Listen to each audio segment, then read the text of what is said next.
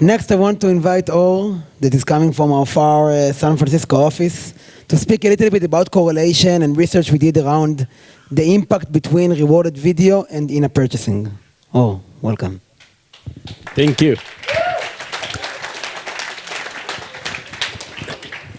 Cool. Guys, I am very, very, very excited to stand here in front of you and take part of Gamefest.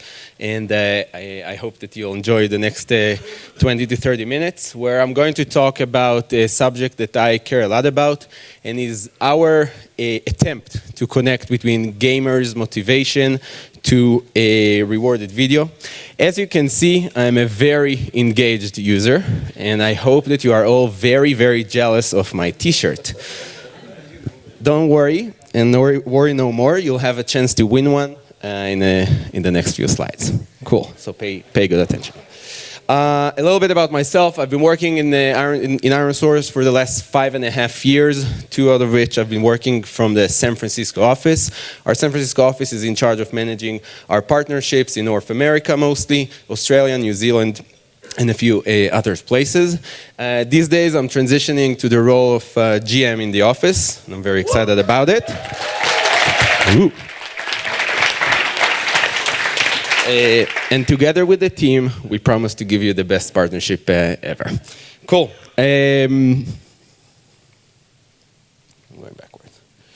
I want us to address today the big question of engagement. What makes users engage? And specifically, we'll talk about the engagement with the product of rewarded ads, and specifically rewarded video that I know you're all very much familiar with. And that's a question that we at Iron Source ask ourselves a lot.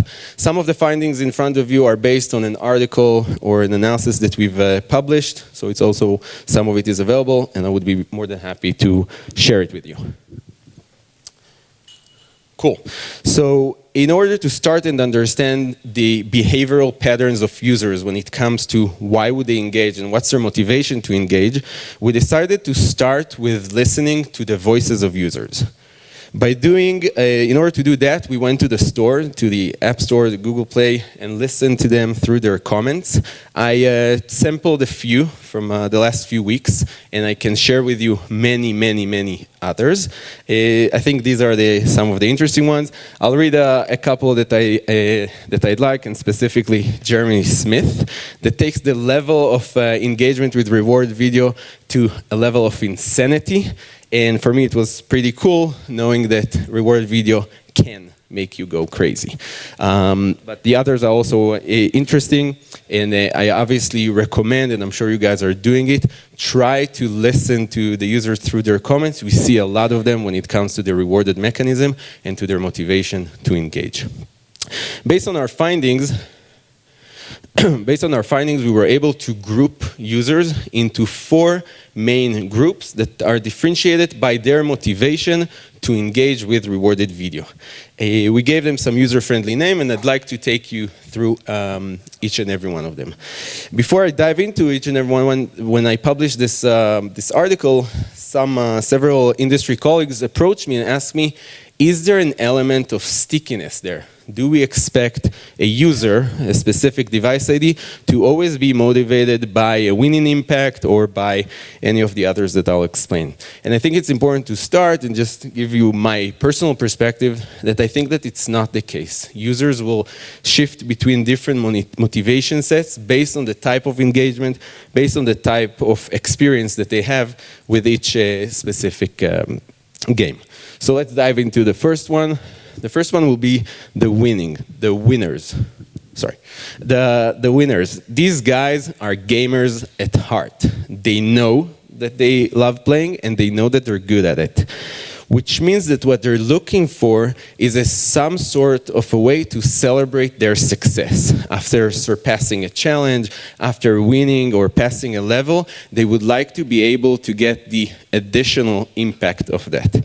A placement that best represents that kind of motivation would be, or an implementation of reward video, would be a very common practice of doubling your reward. We see it in many, many games, and think about the user after passing a certain level is able to celebrate together with the developer its success.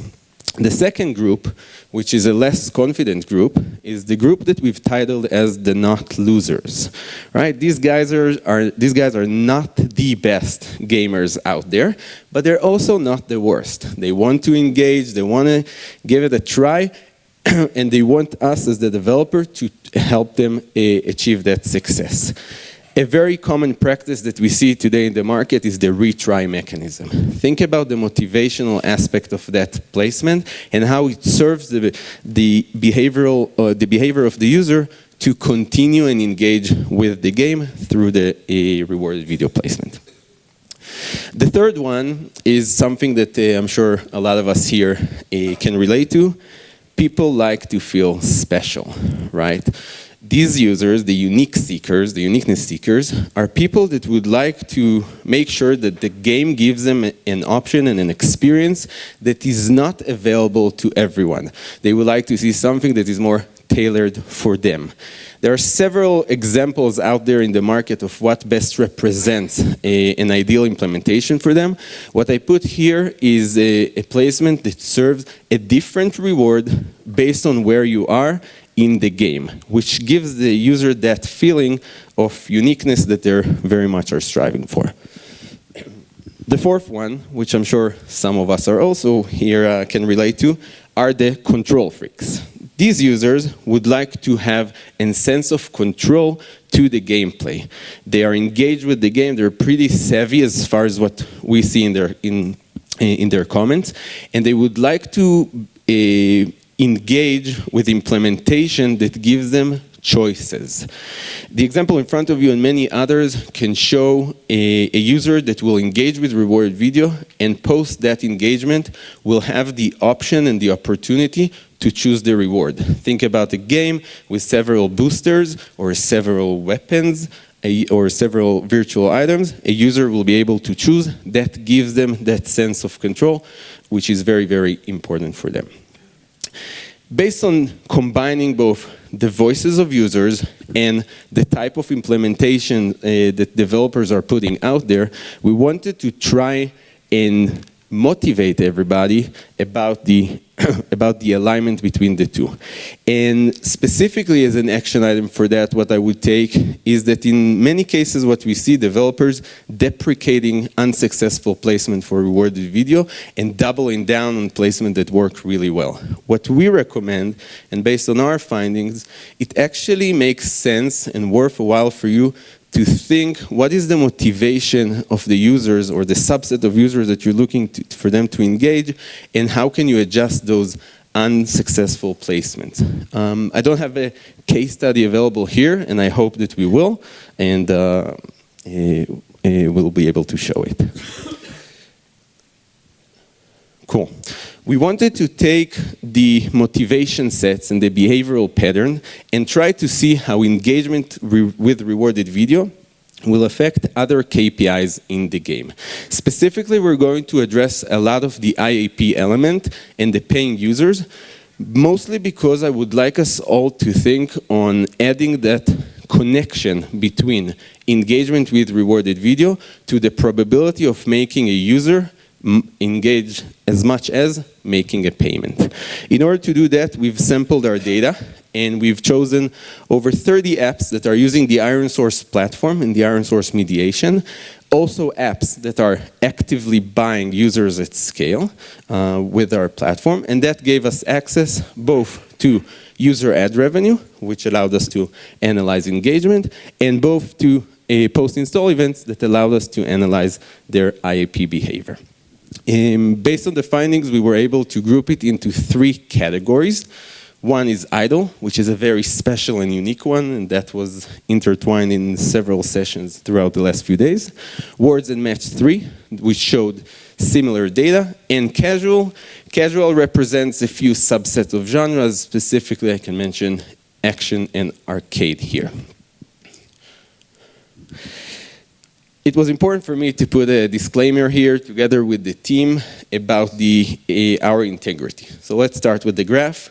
We all know, or we all now can see, that the ice cream and the crime index might be correlated, but we cannot think, obviously, of any causation between the two. If anyone can think of that, let me know.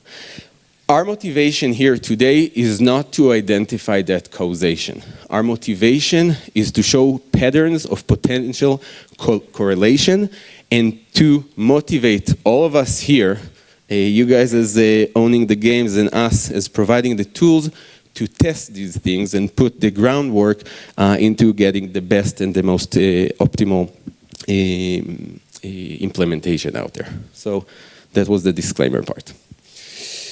We wanted we found many insights within our research, and I chose to highlight only a few. For those of you who are interested with the whole research, I can also share it, maybe not in that beautiful presentation, but I can give it a try. So we want to test how much do payers really engage with rewarded video. The insight is fairly clear, right? Engagement of paying users is much higher than the non-paying users out there. It's, for me, when I was looking at the data, it made a lot of sense, right? Users that are paying are by nature more engaged in the game, and rewarded video as a feature and a mechanism in the game probably supports that. Although this is pretty obvious, I still think this is an important takeaway because this is the first true, clear indication of a potential correlation between the two monetization mechanism, which is rewarded element through ads and the rewarded element through IAP. Looking at the data, so you can see in front of you the three groups, idle at the left, words and match, and casual. The top part represents the community or the audience that is paying, and at the bottom are the non-payers. To make sure that we're all aligned on the data, you can see that on idle, 98.4% of payers will engage with rewarded video, comparing to a lower percentage on the non-paying audience. Cool. You can see similar number with the words and with casual, which is also much higher. Just to make sure that we're all aligned, and for those of you who are using our platform, when we're talking about engagement rate, we're talking about the ratio between users that will engage with a rewarded video and generate at least one impression to divided by the whole DAU count of the game. We wanted also, when looking at that community of payers, to understand whether they changed their behavior before and after their first IAP event. What the data shows here is that there is pretty much consistency across all groups where the users will not change their engagement. We'll see in a few more slides changes that they make with the frequency by which that they engage, but overall engagement won't change. When thinking about why, so I'm sure you guys have many ideas. One note that I thought of is how payers will always, or in most cases, want to protect their investment, which means that after making a purchase event, they will want to continue and engage with rewarded video to get the highest value out of that in a purchase event. Cool. Second highlight that I think can be interesting for us to discuss is how does usage rate affect the IAP average revenue per user. So let's start by explaining usage rate. Again, this is a KPI visible to all of you through our platform. Usage rate represents the average daily number of videos consumed by a user. Our takeaway is that the IAP ARPU, and I'll present the ad ARPU as well, does grow in most cases in tandem as much as the usage rate grows. I just want to start with explaining these graphs. So we'll start with the words and match. The X-axis shows the usage rate. So the highlighted groups are groups that are engaging either with 10 to 12 videos a day or with 12 to 14, and the y-axis represents the ARPU. The red part is the IAP, average revenue per user, and the blue part we've added, it's the ad ARPU just for you to have visibility to it. So you can see here that in this example, the group of users that will engage in average with 10 to 12 actually has a higher ARPU than the group of users engaging with 12 to 14. there can be many reasons for that, and there can also be cases where there's no correlation between this data to what actually happens in the game. What I want you to, and I hope that you'll be motivated by, is to try and understand why. Is there a specific challenge in the game or specific in the gameplay, a point of time where the user needs to invest more, and vice versa? Are there areas in the game where there is no such need and then we see a different behavior?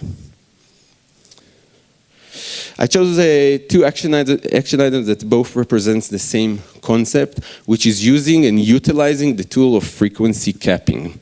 Frequency capping, I'm sure you all know what it means, and some of you are testing it and utilizing whatever tool to test that. I recommend, based on the finding and based on many practices that we've done, to use that as part of the usage rate finding that you see in the groups that you see in the game.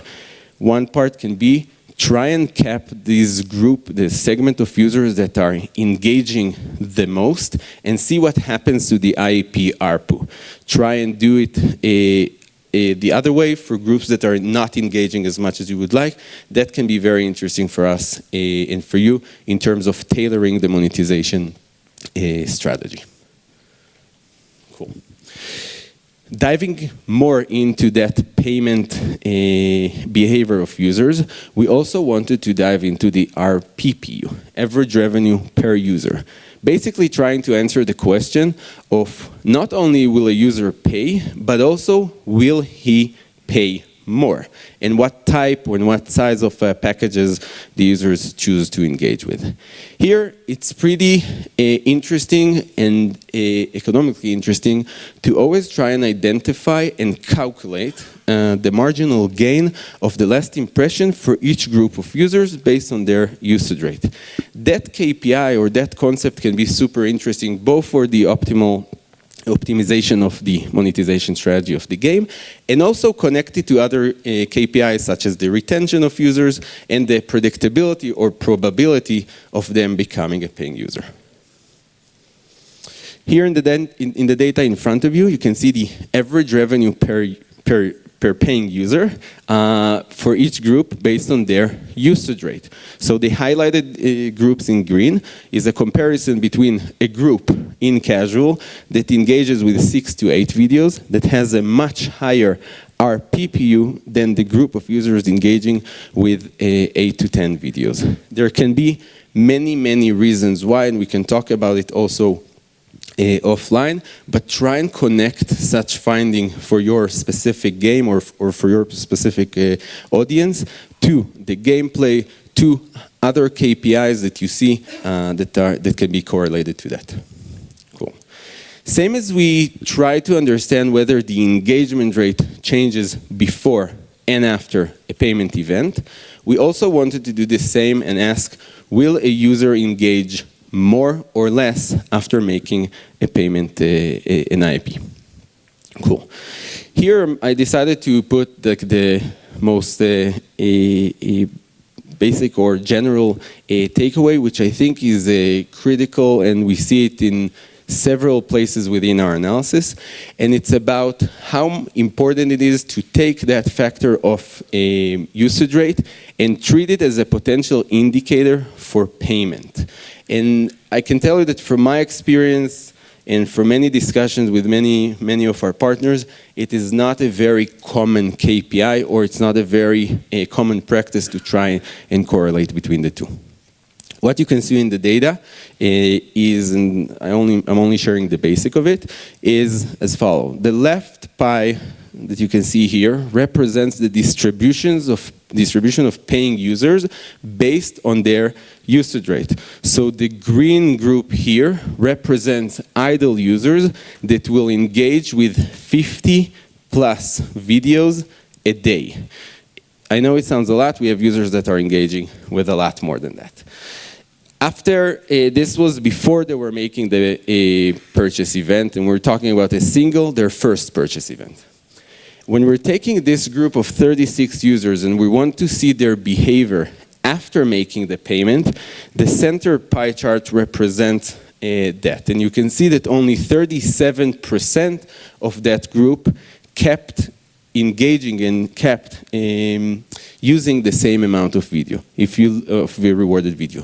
If you look at the right side of the pie chart, you can see that over 50% of that group actually changed its behavior. So we can find two phenomenons, right? Users that decide to engage less and users that decide to engage more. The users that decide to engage more, I gave what I think is my 2 cents about it, and it's all about them protecting the value of their investment and trying to make more out of it.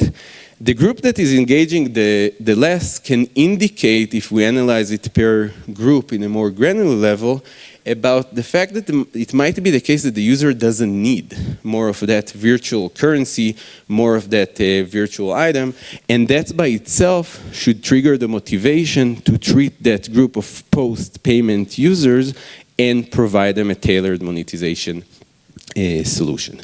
I have a few other examples here to include, but here you can see the group of users engaging with 10 to 20 videos before, that was 18%. You can see their behavior on the right side of the screen, where 51% of these users actually now engage with 1 to 10, and 7% of which stopped engaging at all. We made the analysis for each and every one of our groups and different findings that we gathered. Here within words and math, you can see the group of 19% of users that are engaging with 15 plus, so that's the highest usage rate out of all groups. And you can see their distribution after. Only 13% continued with the same type of engagement and usage rate. And you can see this part that represents 0 and 0 to 2 that are really, really reduced their engagement. Cool. Before I move to the conclusion of that part, the last thing that we wanted to see is whether or not usage rate can in any way be related and correlated to the probability of user making a payment. So looking at the highlighted example on the left side, you can see that within idle, users with the highest usage rate, that column, have a 2x probability to become a payer than the group in front of them, which represents 40 to 50. I don't know if any of you, and if you did, I would love to discuss this with you. Try it and analyze and see what is the correlation in your game between the number of videos that the users watch to their probability to make a payment, and whether anyone is adding it into the LTV calculation that you guys are making. The data shows, and my motivation, my personal touch on it, is that it's definitely worth it, and specifically in some of these genres. Cool. Based on that data, the action that I can offer here is to test rewarded video or rewarded placement before and after the in-app purchase. When we're seeing a specific behavior, what you can do is for that placement or for that segment, either to change the virtual currency type, if you can, if you have different items that you're offering, offering a different one should be interesting to test. And the other alternative is to change the amount. So instead of offering 10 coins, you can offer 20 or reduce it and see the effect there. Cool. As I've started this session, the one takeaway and the one thing that I'm most motivated about is to trigger an industry-level discussion with our partners about becoming more granular and running a lot more A/B tests out there that are trying to support the hypothesis or the theory of connectivity between the motivation of the user to engage, the rewarded video implementation, and the probability of making that user or turning that user into a paying user. So a couple of practices that I can offer for testing. The first part that was also discussed in several discussions in the last few days, including the roundtables that I attended, is the concept of segment based on user ad engagement, which means that I will segment users and choose different groups based on the amount of videos that they watch or what I think as the developer is the probability for them to engage with rewarded video. If I need to look at the market on how many developers do that, not that many. There are some. And my 2 cents here is that any developer that is doing it within a competitive environment gets an immediate edge in their optimization and their ability to generate higher ARPU. The second thing, which is like a very specific insight, is segmenting post-payment. What the data shows, and I showed you a glimpse of it, is that there are differences in behavior after a payer makes a payment. And the reason that I think we should be motivated to look at that is because then our motivation should be on how do we turn that user to a repeater, and we make him pay again and again, and how can rewarded videos support that motivation.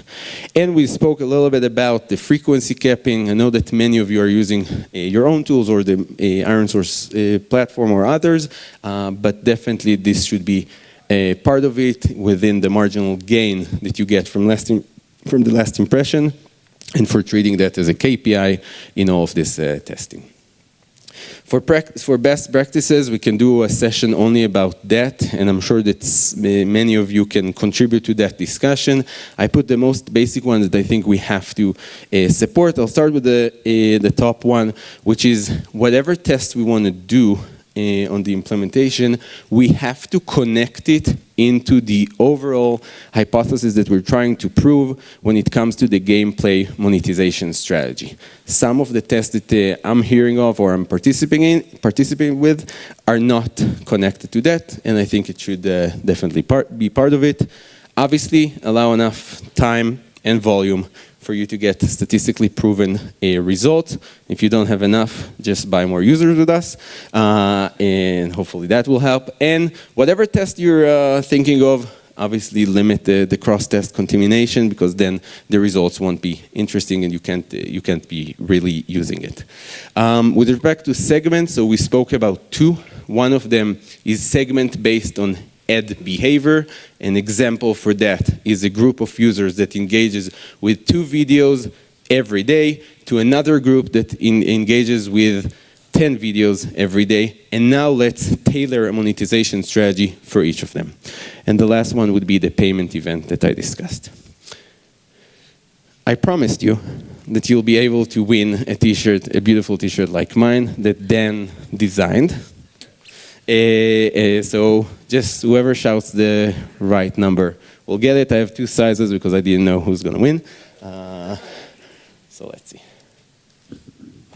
Within the data used for this analysis, try and guess what was the highest recorded weekly usage rate, the number of videos consumed by a single user, based on the finding of this sample of data. 1,000. How much? 438. 438? What did you say?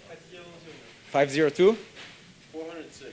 Okay, so the number is as follows. A single device ID that we've detected is 651 rewarded video watched in a week, about 70 daily average ads watched before making that in-app purchase, and the lifetime daily average was over 30. Only because I heard them the best, I'm going to give it to the 2 of you. Scott is not getting one. He promised me a Zynga sweater. When I get it, we'll talk. The white one is, come to the San Francisco office, you'll get a white one. You know, okay.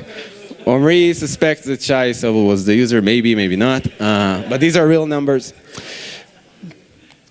Cool. To summarize in a few points that it was important for me to make. The first thing, we started our journey here with talking about behavioral patterns and the motivation of users to engage with rewarded video. That is part of the overall or the overarching motivation of treating rewarded video as a feature in the game. I think it's already becoming more and more of a common practice where rewarded video is not only introduced as another revenue stream after we're done with soft launch, it is part of the gameplay and it should be part of the journey of the user as he's engaging with your game. The second thing is that there is, in some cases, strong correlation, in some less, but there is definitely a potential correlation that would trigger that testing between the two monetization channels. IAP at one, rewarded video, rewarded elements through ads at the other, and how we can best align between the two, and not only align, but also make them complement each other and work alongside supporting the motivation to get the user to engage. Every genre, every game, every group of users will have different behavior. What we can do based on the data, and so all of this is data, this is available to you as well, is to work together on analyzing it on your community and on your audience and try to come with more valid results that are tailored for you, motivating the test to come from. I'd like to thank you. And